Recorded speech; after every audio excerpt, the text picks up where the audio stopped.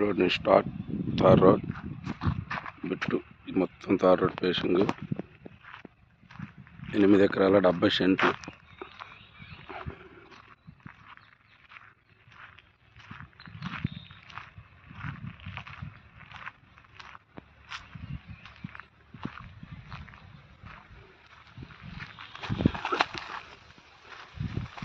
ఇలా ఓన్లీ పసురు మిరప తోట ఉన్నదంతా.